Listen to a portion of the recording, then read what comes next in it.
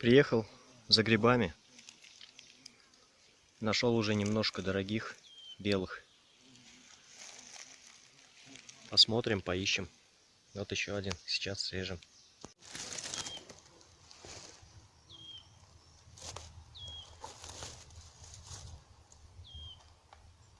Ну нет. Это старичок попался.